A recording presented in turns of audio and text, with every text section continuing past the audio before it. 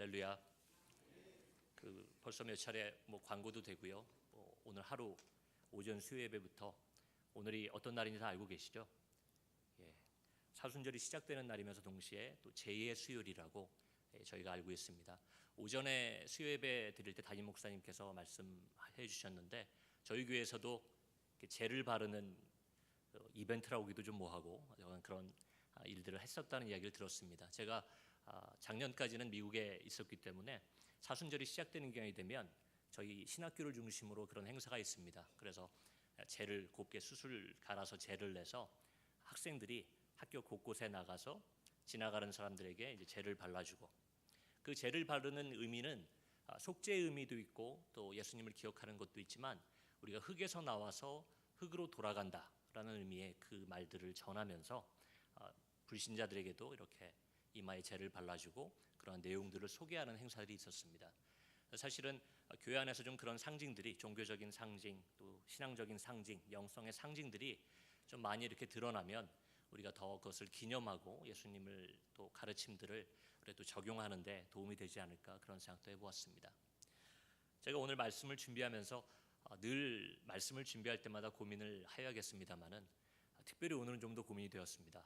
제가 첫 수요 저녁 예배 설교기도 한데요, 이 준비를 하면서 이번 3월달 주제가 돌봄이지 않습니까? 그래서 돌봄을 주제로 하나님 말씀을 한번 잘 준비해야 되겠다. 근데 또 동시에 생각해 보니까 사순절, 또 제2의 수요일, 그러면 또 예수님의 또 삶과 가르침에 대해서도 뭔가 이렇게 시작하는 시간이니까 특별히 이야기를 좀 드려야 되겠다. 또 동시에 제가 나중에 안 사실인데 오늘 또 안수 집사회 헌신 예배시라고 하는 거예요. 그럼 뭔가 헌신과 또 하나님 앞에서의 결단과 이런 부분도 좀 이야기가 되어야 될 텐데 저에게 주어진 시간은 딱 30분뿐이고요. 이 모든 내용을 이렇게 좀 젊은 초짜 목사가 어떻게 다 전할 수 있을까 고민을 좀 해보았습니다. 그럴 때마다 제가 설교 말씀을 가지고 좀 고민이 될 때마다 제가 조금 모범 답안으로 하나 가지고 있는 것이 있습니다. 어떤 이야기가 됐든 어떤 주제가 됐든 좀 헷갈린다, 잘 모르겠다 할 때는 무조건 예수님 얘기를 하면 되더라고요. 정답이죠. 무조건 그리스도에 관한 이야기를 하면 시비 거시는 분이 안 계세요. 다른 주제로 잘못 나가면 오늘 주제와 좀 안 맞다, 조금 목사님이 좀 너무 나갔다, 이런 이야기를 들을 때가 있는데 예수님 얘기하고 나면 아무 뒤탈이 없더라고요. 제가 오늘 좀 죄송합니다만 또 예수님 이야기를 들고 나왔습니다. 그래서 제가 제목을 한번 이렇게 정해보았어요. 그리스도를 따름. 그리고 오늘 말씀도 이 골로새서 2장 말씀을 한번 정해보았습니다. 특별히 오늘 8절 말씀에 보니까 이렇게 이 바울 선생님이 이야기를 시작하고 계세요. 8절 말씀에 누가 철학과 헛된 속임수를 너희를 사로잡을까 주의하라. 이것은 사람의 전통과 세상의 초등학문을 따름이요 그리스도를 따름이 아니니라. 뭔가 좀 심상치 않은 시작이에요. 말씀을 시작하시면서 철학과 헛된 속임수라는 표현을 씁니다. 그리고 대비를 시키는데 세상의 초등학문, 그리고 그리스도, 너희는 어떤 것을 따르겠느냐라고 도전을 하고 시작합니다. 이 말씀을 저희가 좀 이해하기 위해서는 이 골로새서가 쓰여진 배경을 조금 이해하실 필요가 있습니다. 이 골로새서는 바울이 쓴 서신서로 알려져 있지만 이 골로새 교회는 바울이 세운 교회는 아니라고 해요. 이 성서학자들이 연구한 바로는 이 바울의 동역자였던 에바브라라는 동역자가 그 골로새 교회를 개척했고, 하지만 이제 사도 바울의 유지를 잘 받들어서 그의 신앙을 전파했다고 하죠. 근데 골로새 교회가 조금 어떤 의미의 지식적으로 좀 뛰어난 분들이 많이 계셨나 봐요. 그래서 헬라의 철학이나 이런 것들과 비교해 봤을 때 바울의 사상은, 바울의 기독교 신앙은 좀 너무 단순하다, 쉽게 말하면 좀 재미가 없다, 조금 유치하다, 이렇게 좀 비판을 하는 목소리들이 있었던 것 같아요.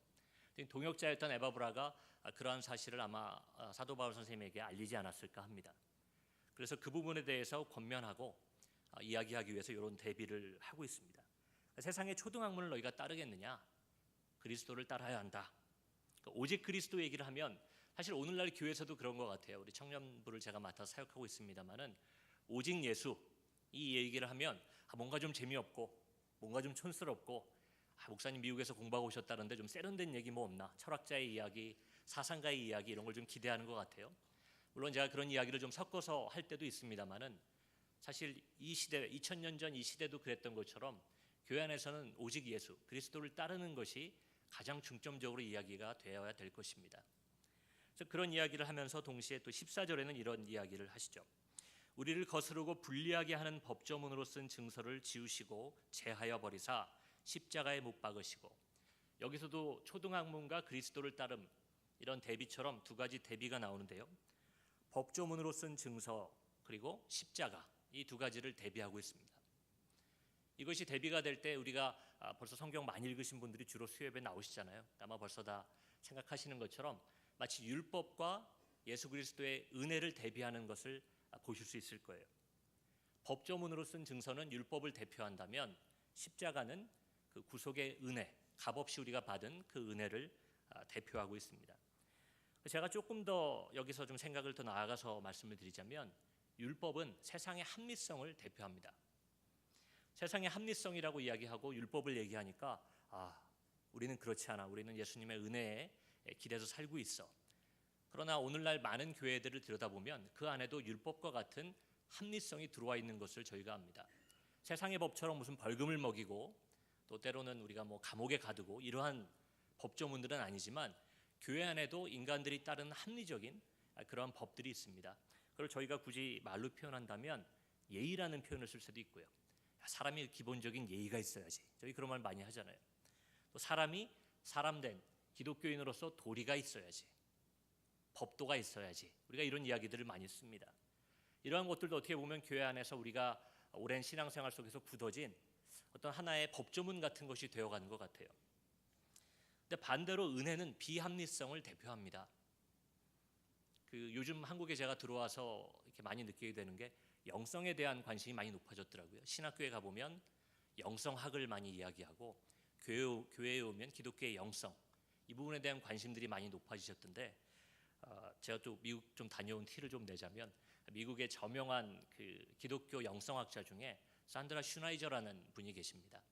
근데 그분이 하도 이제 미국에서 영성학이 뭐 이렇게 좀 유행을 하고 영성에 대한 관심이 많이 높아질 무렵에 그 영성에 대한 정의를 내리셨어요. 영성은 뭐에 대한 것이냐, 혹은 영성학이라고 하는 것은 뭐에 대한 것이냐라는 것을 정의 내리시면서 어떻게 이야기하셨냐면, 영성이라는 것은 절대 존재를 향한 인간의 자기 초월적 경험, 그것을 분석하고 해석하고 이야기하는 것이다. 조금 어렵죠? 다시 한번 말씀드릴게요. 영성이라 하는 것은 절대 존재를 향한 인간의 자기 초월적 경험을 분석하고 이해하고 설명하는 것이다. 뭐 이걸 다 외우실 필요는 없습니다. 이걸 모르셔도 우리가 하나님 안에서 신앙생활 하시고 영적 생활 하시는데 뭐 이렇게 불리하거나 어려움은 없습니다. 그러나 이 말을 통해서 저희가 왜 우리가 하나님의 은혜에 기대야 되며 인간의 합리성에 기대지 말아야 하는지를 조금은 알 수 있을 것 같아요. 여기서 절대 존재를 향한다고 했는데, 그걸 우리가 기독교의 영성으로 적용해서 이야기한다면 절대자 하나님에 대한 인간의 경험이 되겠죠. 근데 그 인간의 경험 앞에 반드시 붙는 말이, 영성에서는 초월적 경험이란 말이 나와요. 제가 신학교에서 강의를 할 때 이 이야기를 좀 전했더니 다들 어떤 걸 생각하시냐면, 초월적이다 이야기하면 뭔가 이 방언도 하고 또 신유의 은사도 나타나고, 또 우리 실질적으로는 망할 뻔했던 사업이 정말 기적적으로 이렇게 일어나고, 뭔가 이렇게 초현실적인 일들을 경험했을 때 그것이 영적이다 이렇게 생각하는 것 같습니다. 그것도 확실히 맞는 이야기죠. 그러나 거기에 그치는 것이 아니라, 이 초월적 경험이라는 것은 영성에서 어디까지 확대되나 하면요, 제가 좋아하는 예 중에 이런 게 있습니다. 예전에 아마 장로교단인지 감리교단인지 저희 교단 분은 아니신데, 이제 어떤 분이 공부도 많이 하시고 대학에서 강의도 하시고 세상적으로는 굉장히 높은 지위에 계시는데 전도를 받아서 교회를 가신 거예요. 근데 교회 가서 신앙생활은 그분이 워낙 착실하시니까 열심히 출석도 하시고 목사님 말씀대로 살아보려고 노력도 하고 이제 그랬는데, 그분이 그런 영적인 경험이 없다 보니까 그런 것들을 믿지 않으셨다고 그래요. 과학적으로 합리적으로 생각해 봤을 때, 방언이라는 게 있을 수 있느냐, 아픈 사람이 병원에 가지 않았는데 기도를 받고 낫는다는 것이 말이 되느냐, 이런 생각을 가지고 있다가 그분이 그런 체험을 하신 거죠. 그분의 입술에 방언을 받고 어느 날 방언으로 기도하게 되시니까 이제 꼼짝없이 믿을 수밖에 없잖아요. 그래서 그분이 여러 군데 간증하고 또 책도 쓰셨다고 알고 있는데, 이런 이야기를 하셨대요. 내가 다른 사람이 이런 이야기를 했다면 믿지 않겠지만 나는 그런 것들을 믿지 않고 반대해오는 내 합리적인 사고를 뛰어넘는 경험을 내가 했기 때문에 내가 이것을 증거하고 증언한다. 이렇게 말씀하셨다고 그래요. 쉽게 이야기하자면 우리가 믿고 있고 생각하고 우리의 경험에 의지해서 알고 있는 것들을 뛰어넘는 경험. 미국에서 그 영성 학자 중에 한 분이 이런 얘기 하시더라고요. 저는 이 얘기 처음 들었을 때 좀 충격이었어요. 근데 여기 계신 우리 성도님들은 어떠실지 모르겠습니다. 그 영적 경험을 이야기하는 시간이었는데 한 친구가 그런 얘기를 하는 거예요. 나는 매일 아침 9시에 스타벅스에 가서 커피를 마신대요. 네, 근데 스타벅스 커피를 마신 스타벅스 다 아세요? 유명한 커피 브랜드잖아요. 늘 가서 앉는 자리가 있다는 거예요. 늘 가서 아침 9시면 그 자리에 가서 똑같은 자기가 좋아하는 종류의 커피를 시켜놓고 앉아 있는데 그 자리가 창가에 있어서 항상 햇볕이 잘 든다는 거죠. 햇살이 들고 근데 어느 날 그 자리에 앉아서 커피를 한 모금 딱 마시는데 어떤 좋은 음악이 흐르고 햇살이 탁 들어올 때 자기 마음에 정말 설명할 수 없는 평안이 들어왔다는 거예요. 자기는 그것이 하나님이 준 나에게 준 초월적 경험이다. 내가 사실 여러 가지 일로 스트레스 받았고 여러 가지 걱정 근심으로 사실 밤잠도 설치고 있었는데 세상이 줄 수 없는 평안을 그 자리에서 맛보았다는 거예요. 그랬더니 그 교수님께서 하신 얘기가 그 얘기를 듣고 그것은 참된 기독교적 영적 경험이다. 기독교의 영성이다. 이렇게 얘기를 하시더라고요. 우리가 영성이라고 이야기했을 때 너무 거창한 것을 생각하기 때문에 사실 우리 일상생활 속에 주어지는 그런 영성들을 좀 놓치는 것 같아요. 나의 생각들을 깨고 나의 합리적인 어떤 교육받았던 내용들을 깰 수 있는 하나님께서 주시는 생각들을 우리가 간직하고 또 그것들을 증언할 때 그것이 우리의 영적 경험들이 되는 줄로 압니다. 이처럼 사도 바울 선생님은 비합리적인 이야기를 한 것이 아니라 기독교인의 합리성이라고도 얘기할 수 있는 그 은혜의 영성에 대해서 강조하면서 그리스도를 따르라 이렇게 이야기하고 있습니다. 우리 월사 기도회 때 담임 목사님께서 그 지난달의 주제였던 섬김과 이번 달의 주제인 돌봄의 차이점을 좀 잘 설명해 주셨어요. 저도 사실은 그 전까지는 설교를 준비하면서 이거 좀 헷갈린다. 섬김과 돌봄은 거의 같은 것이 아닌가. 담임 목사님께서 어떻게 딱 설명을 해주셨냐면 섬김은 서빙, 아래에서 위로 이렇게 돕고 좋은 것들을 드리는 것이 섬김이고 돌봄은 케어링이라고 해서 위에서 아래로 조금 여유가 있다거나 신분이 좀 높거나 아니면 우리나라 같으면 좀 연장자가 부모가 자식에게 선생님이 제자에게 뭔가 도움이 되고 좋은 일들을 주었을 때 그것을 돌봄이라 한다. 그래서 이렇게 딱 구분을 지어주시더라고요. 근데 제가 또 미국 다녀온 티를 또 한 번 더 내자면 이 케어링이라는 단어 다 아시잖아요.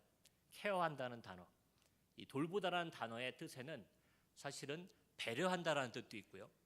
그리고 또 재밌는 것은 상관한다라는 의미가 있습니다. 서로 상관한다는 거죠. 상관한다는 말에 정확한 어떤 의미들을 좀 파고들자면 서로 간에 상호 어떤 영향이 있는 거예요. 일방적인 관계가 아니라는 거죠. 우리가 돌본다고 생각했을 때는 한 사람이 한 사람에게 어떤 단체가 어떤 좀 불우한 사람들에게 일방적으로 무엇을 주는 걸 많이 상상하게 되는데 사실은 돌보다라는 영어 단어 케어라는 단어는 그 서로 상관한다라는 의미 또 배려한다. 그 사람의 입장을 배려한다. 이런 단어의 뜻이 있습니다. 그래서 이러한 단어의 뜻을 우리가 조금 생각해 볼 때에 사실 오늘날 조금 건강하지 못한 돌봄의 모습도 좀 있는 것 같아요. 제가 좀 비유를 하자면 이걸 뭐라고 좀 비유하고 싶냐면 은행 가보셨어요? 은행에서 대출 받아보셨습니까? 저는 아직까지는 직접 제가 제 이름으로 아예 대출이 안 될 거예요. 목사들은 그 신용 등급이라는 데서 높은 자리에 있지 못하대요. 그래서 제 이름으로 아마 대출이 안 될 거고 제 아내 이름으로 혹시 될지 모르겠어요. 근데 은행 대출을 받아보신 분들이 많이 입을 모아 얘기하는 것이 그곳에 있었던 경험들을 이야기해 주시는데 사실 우리가 어떤 돌봄이라든지 교회 안에서 섬김을 생각할 때에 요즘은 점점 좀 그런 은행 창구 같은 돌봄이 되어가는 것 같아요. 무슨 말씀인가 하면요. 제가 이번에도 우리 박성국 전사님께서 모퉁이돌 장학회 일을 하시는 거를 제가 이 사무실에서 옆자리다 보니까 좀 자주 봤어요. 근데 그러한 섬김에 장학금을 주는 것도 사실 섬김과 돌봄의 일이죠. 근데 그런 일들을 교회에서 감당할 때 좀 규모가 커지고 법인도 등록하고 그렇게 되면 어떤 문제들이 발생하냐면 사실 문제는 아니죠. 필요한 일들이니까요. 우리가 어떤 남을 돕기 위해서도 서류 점검 같은 걸 좀 해야 돼요. 은행에 가면 그렇잖아요. 사실 도움을 주는 일이지만 대출을 해주는 일이지만 거기에 맞는 서류들을 구비해 가지 않으면 도움을 받을 수 없어요. 아무리 가서 내가 이렇게 힘들고 내가 이런 딱한 처지에 있습니다 설명을 해보아도 통하지가 않아요. 무슨 증명 서류도 있어야 되고요, 인감 증명도 있어야 되고요, 내 소득도 증명해야 되고 보증도 있어야 되고 복잡한 게 많다고 하더라고요. 여러 번 우리 목사님들도 설교 시간마다 요즘 인용되고 있는 그 세모녀 사건 있잖아요. 그 안타깝게 생을 마감한 그분들의 삶의 이야기가 나오고 나서 정부에서도 여러 가지 발표가 있더라고요. 그분들이 기초생활수급 대상이었다고 그러죠. 그분들이 그걸 신청했더라면 도움을 받을 수 있었을 텐데, 관공서 직원들이 그분들의 상황을 알았다면 도와줄 수 있었을 텐데 하는 안타까운 발표들을 제가 라디오를 통해 들었습니다. 근데 그 말도 결국 무슨 얘기예요? 그 절차에 맞춰서 기초생활수급 신청을 하지 않았기 때문에 그분들이 도움 받을 수 있는 것도 받지 못했다는 거죠. 오늘날 교회에서도 여러 가지 일로 이제 구제나 또 돌봄의 사역들을 감당하고 있습니다. 또 우리 성도님들도 개인적으로 요즘 얼마나 편리해졌어요. ARS 서비스를 이용하면 전화 한 통으로도 남에게 도움을 줄 수 있고, 심지어는 아프리카에 있는 아이들에게 먹을 게 간다고 그러죠. 전화 한 통을 하면. TV를 통해서 많은 광고들이 나오고, 또 계좌이체 이런 서비스를 통해서 어떤 기부단체, 기부를 통해서 어떤 단체들을 도울 수도 있어요. 한마디로 방 안에 앉아서 제가 마우스나 핸드폰을 좀 클릭하는 것만으로도 남들에게 도움을 줄 수 있어요. 그래서 그런 도움을 받기 위해서 어떻게 합니까? TV나 인터넷이나 이런 걸 통해서 우리가 이렇게 힘듭니다, 이 사람들이 불쌍합니다 라는 광고들이 많이 나와요. 그럼 저희들은 그걸 편하게 모니터 앞에 앉아가지고 어떤 의미에서 우리가 심판하는 거죠. 은행의 대출 창구에 있는 직원처럼 내가 이번 달에 누굴 좀 도와주고 싶은데 저 사람을 도와줄까 이 사람을 도와줄까. 정말 저는 그런 사역이 필요하다고 생각합니다. 우리가 몰라서 못 도와주는 일들이 너무 많잖아요. 그래서 그러한 일들을 통해서 우리가 사실 모르고 넘어갈 수 있었던 멀리 있는 또 소외되어 있는 사람들을 도울 수 있다는 것은 정말 좋은 일입니다. 그러나 그러한 좋은 일은 세상 사람들도 똑같이 어쩌면 하고 있고 기회가 주어지고 있는 일이죠. 우리는 조금 비합리적으로 예수님을 따르는, 뭔가 조금 더 한 발 더 세상과는 다른 그런 돌봄을 실천해야 되지 않을까, 제가 그런 생각을 해보았습니다. 시간 관계상 자세히 말씀드릴 수는 없지만 예수님께서 복음서를 통해서 어떻게 사람들을 돌보고 섬기셨는지를 들여다보면은 그 안에는 삶의 나눔이 있었어요. 예수님의 돌봄의 특징이 있습니다. 첫 번째로 어떤 것이 있나 하면은 사람들의 삶의 현장으로 찾아갑니다. 조금 어려운 말로 사람들의 실존으로 들어간다는 거죠. 그래서 예수님이 어떤 장소를 정해놓고 불쌍한 사람들을 다 모여라, 내가 사정을 듣고 도와주겠다, 그것이 아니라 사람들을 찾아다닌 거죠. 죄인의 자리로, 병자들의 자리로. 그 자리에 가서 그냥 고귀한 모습으로 그들을 고쳐준 것이 아니라 그들과 앉아서 밥을 먹었죠. 그래서 예수님의 별명 중에 유명한 별명이 있잖아요. 먹기를 탐하는 자. 얼마나 밥 먹으러 다니셨으면 별명이 먹기를 탐하는 자입니다. 자, 우리 청년부에서 이런 예화를 한번 들면서 요즘 말로 하면 식충이다 이런 표현을 썼어요. 점잖게 먹기를 탐하는 자 이렇게 되어 있지만 우리말로 하자면 식충이, 이런 별명이 있었던 거예요. 늘 그 사람들과의 식탁 교제를 했던 거죠. 유대인의 전통에서 식탁을 누군가 나눈다는 것은 내가 그 사람을 인정하고 존중한다는 뜻입니다. 근데 많은 사람들, 죄인들, 병자들과 식탁을 나누셨다는 거죠. 그리고 그들과 삶의 이야기를 나누었어요. 친구가 되어주셨어요. 그리고 나서야 그들을 섬기시고 돌보셨죠. 그냥 내가 너를 도와줄 테니까 높은 자리에서 낮은 자리로만 도와주셨던 것이 아닙니다. 제가 일전에도 한번 저희 모교에서 말씀을 전하면서 한번 예화를 들었던 적도 있는 것 같은데요. 제가 보스턴에서 사역했던 교회에 참 귀한 목사님이 계셨어요. 사모님이 근데 너무 귀하세요. 그 사모님이 보스턴의 좋은 학교에서 박사과정까지 우수한 성적으로 졸업하신 분이시고 저희 교단 목사님 사모님이신데요. 목사님 목회를 도와서 목회를 하는데 참 열심히 기도하시고 그러는데도 거기가 지역적 특색 때문인지 교회가 성장을 잘 못하는 거예요. 제가 가서 사역을 하는 동안에도, 그리고 제가 마지막 돌아오기 1년 동안에도 그 교회가 섬겼는데 성도들이 늘어나지도 않고 오히려 계시던 교육자들도 다른 곳에 학교가 박사과정이 되거나 또 다른 곳에 사역지가 돼서 떠나가시는 거예요. 제가 그냥 출석하고 예배만 드리려다가 사역을 좀 돕게 됐어요. 근데 그 무렵에 어떤 일이 있었나 하면 연말이 되어서 크리스마스가 되면은 미국의 교회 학교 학생들은 봉사를 많이 나갑니다. 그러니까 뭔가는 한번 해야 되겠는데 우리 교회가 어렵지만 한번 해야 되겠다 그래서 그 사모님이 생각하신 게 뭐였냐면 노숙자들, 길거리에 있는 사람들에게 한 끼 식사를 좀 대접하자. 그래서 아이들이 카드도 쓰고 뭐 초콜릿도 좀 포장하고 또 이렇게 치킨 스프, 치킨 누들 스프라고 해서 우리식으로 얘기하면 전복죽만큼이나 좀 사람들이 미국 사람들이 즐겨 먹는 스프가 있습니다. 근데 그걸 한 통 끓여 가지고는 사람들이 많이 모인다는 하버드 스퀘어에 나간 거예요. 하버드 대학 근처인데 거기에 노숙자들이 많이 모인다라는 소문을 듣고 나갔습니다. 근데 한번 딱 하시면서 이 사모님 마음에 감동을 받은 거예요. 야, 이렇게 배고프고 스프 한 그릇에 사람들이 마음을 녹이는구나. 그래서 사모님이 돌아오셔서 기도를 하시다가 그걸 저희 부교육자나 담임 목사님하고 나눈 거예요. 제가 아무래도 이거를 매주일 나가서 해야겠습니다. 그러니까 난리가 난 거죠. 야, 우리 교회 지금 점심 밥 먹는 것도 매주 누가 대접하지 않은 밥도 못 먹는 지금 재정이 이렇게 어려운데 이걸 할 수 있겠느냐?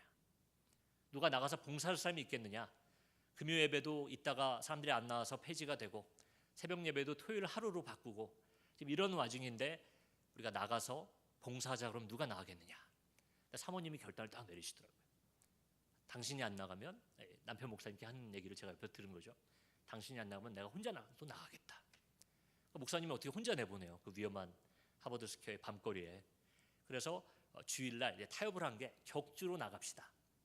우리가 매주 나가는 건 너무 힘드니까 격주로 나갑시다. 근데 제가 교육자라고는 저 하나 달랑 있는데 저도 공부 때문에 마음도 급하고 좀 나와서 좀 그런데 저기까지 또 따라가야 되나 이제 고민이 되는데 저밖에 없으니까 저라도 나가야겠다. 그래서 사모님이랑 목사님이랑 저랑 셋이 나간 거예요. 처음에 나가는데 스프 하나 끓여서 그걸 차에 실는 것도 저랑 사모님이랑 둘이 드는데도 너무 무거운 거예요. 나와가지고 브루스타라고 그러나요? 뭐 이렇게 그 하나 놓고서 스프 올려놓고 이제 그 앞에 있는 거죠. 근데 뭐 담임 목사님도 저도 뭐 영어가 아주 편한 사람도 아니고 숙기도 없고 이제 그러니까 어떻게 해야 되나. 그러는데 우리 사모님께서 어떻게 하시냐면 저는 이제 한국에서 사역했던 기억이 나니까 좀 뭐 플랜카드를 걸든지 조금 이렇게 와서 식사하세요 이렇게 불러야 된다 생각을 했던 거죠. 어떻게 하시냐면 스프 한 그릇을 딱 푸세요. 노숙자들이 군데군데 흩어져 있는데 가세요. 옆자리에 턱 앉으세요. 얼핏 보면 누가 노숙자인지도 잘 모르겠어요. 딱 앉으셔서 스프를 퍼주고 당신도 거기서 드시는 거예요. 이야기를 하세요. 안 오세요. 저랑 목사님만 그 자리에 남겨놓고 어떤 때는 30분, 40분씩 얘기해요. 근데 저희가 뻘쭘하게 있으니까 미국은 그게 좋더라고요. 자기네가 와서 말을 걸어요. 내가 이거 먹어도 되는 거냐? 주려고 온 거냐? 그렇다. 그러면 자기네들 먹어요. 먹으면서 무슨 이야기도 합니다. 너희는 어느 단체에서 나왔냐? 친구처럼 이야기를 하게 됐어요. 다음 주에 또 나올 거냐? 우리 교회가 좀 작아서 2주에 한 번 나오겠다. 그러면 다음 주에 보자. 내가 친구들을 데리고 오겠다. 노숙자들이 그러는 거예요. 뭐 광고할 필요도 없어요. 그래서 그 다음 주 격주가 돼서 나갔더니 이 친구들이 소문을 듣고 온 거예요. 그래서 나는 그 커피를 달라. 뭐 나는 커피를 안 마시니까 핫초코를 달라. 저희가 그런 걸 서빙을 하는데 그때는 서빙이라고 생각하고 이제 했죠. 하는데 하나 또 재밌었던 건 이분들은 자기네가 낫다라고 생각을 안 하는 거예요. 동등하다 생각을 하기 때문에 요구를 합니다. 나는 이 스프에 소금을 더 넣었으면 좋겠다.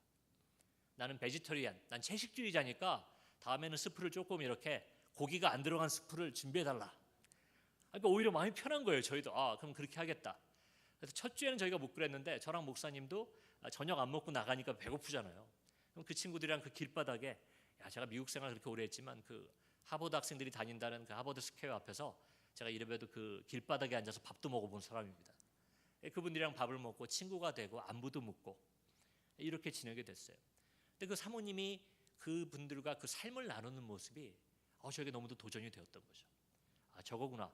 저 사람들이 그래서 마음의 문을 열고 그리고 단지 스프 한 그릇을 얻어먹는 것에 그치는 것이 아니라 외로움을 이겨내고 살아갈 힘을 얻고 하는 그런 경험들을 제가 많이 보게 되었습니다.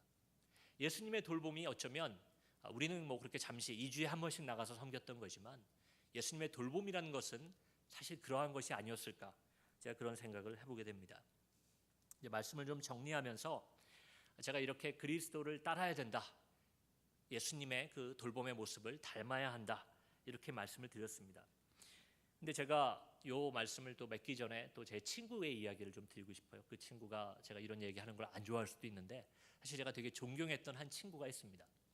제가 대학을 다닐 때 저랑 학교는 다른 학교를 다녔지만 그 친구가 이제 의대를 다니고 있었어요.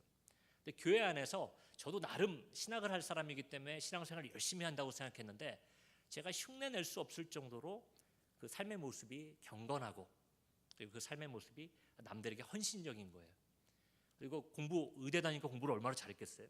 근데 공부만 하는 것이 아니라 그 친구가 멋진 악기를 좀 클라리넷 연주를 잘하는 친구였는데 주중에 비는 시간이 있으면 병원에 가서 아픈 병동에 가서 클라리넷 연주를 해주고 전도도 하고 야 내가 저 친구처럼 살기는 참 어렵겠다.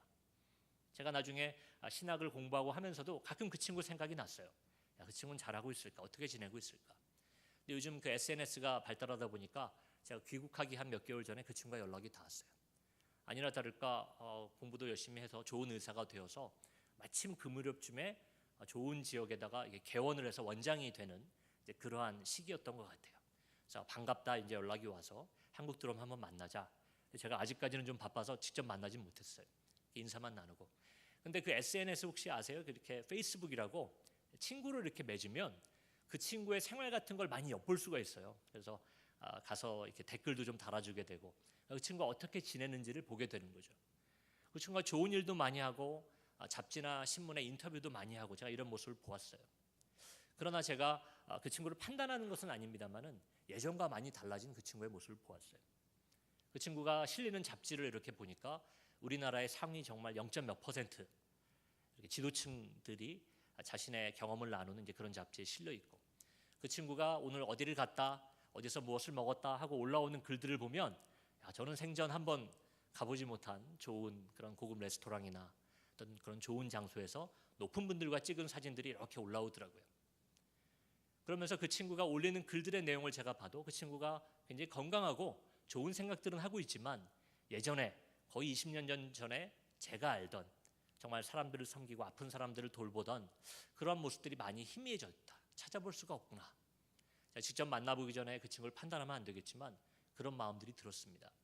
근데 제가 그 친구를 친구니까 좀 이해해보고 싶은 마음이 들잖아요. 비판하는 것이 아니라. 그래서 곰곰이 생각해 보니까 내가 저 친구 입장이었으면 어땠을까?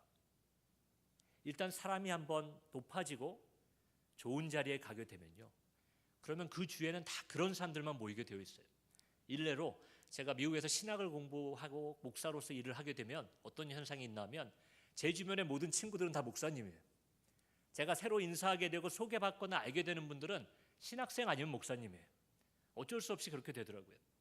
아마도 제 친구도 의사의 길을 계속 걸어오면서 그렇게 부자 되는 분들 또 좀 사회적으로 신분이 높은 분들 이런 분들과 교제를 했던 것 같아요.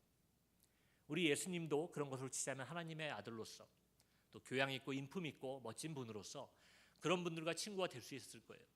로마의 백부장이든 아니면 높은 제사장이든 바리새인이든 그 당시 신분이 높았던 사람들이 예수님을 찾아왔던 역사를 보면 예수님도 매력 있는 분이었던 것 같아요. 그러나 예수님은 그런 사람들과도 교제하고 대화했지만 언제나 왜 주님 저런 사람들을 따라갑니까? 왜 저런 사람들을 찾아갑니까? 제자들이 의아해할 정도로 낮고 돌봄이 필요한 사람들을 찾아가셨던 것을 저희가 성경 말씀을 통해서 보게 됩니다. 그것이 예수님의 삶이었습니다. 그래서 마태복음 14장 16절에 보면 예수님께서 오병이어의 기적을 행하시기 전에 그렇게 얘기하시죠. 너희가 가진 것을 주어라. 남들에게 부탁해서 남들이 하게 하는 것도 중요하지만 일단 너희가 가진 것, 너희가 이 사람들의 삶의 현장에서 너희가 가진 것을 주어라. 그러한 돌봄을 가르쳐 주십니다. 그렇기 때문에 그 어린아이가 바친 그 5개의 떡과 2개의 물고기가 그 많은 사람들을 먹이는 어쩌면 그런 이적을 낳았을 수도 있겠습니다. 우리 교회는 다양한 종류의 삶을 살고 있는 사람들이 평등하게 모여야 되는 곳이라고 이야기합니다. 그렇게 모여야 되는 이유 중에 하나는 우리가 그 안에서 돌봄을 배울 수 있기 때문입니다. 우리가 다 비슷한 신분의 사람과 비슷한 지위의 사람들이 한 교회에 모여 있다면 어쩌면 우리는 돌봄의 기회를 얻을 수 없을 수도 있습니다. 그냥 서로의 이득을 위해서 좋은 교제를 할 수는 있지만 정말로 예수님이 하셨던 것처럼 낮은 사람의 환경도 이해하고 높은 사람의 고충도 이해하는 어떤 그러한 좋은 교제, 좋은 섬김, 좋은 돌봄을 우리가 경험하지 못할 수도 있습니다. 사순절이 시작하는 때입니다. 우리가 제예수요일로 예수님의 삶과 또 예수님이 우리에게 주신 가르침들을 기억하는 그러한 때를 보내게 됩니다. 그러한 때에 우리가 예수님의 돌봄을 기억하며 또 더 나아가 그런 돌봄을 우리의 삶 속에 실천하는 저와 여러분이 되시기를 주님의 이름으로 부탁드립니다.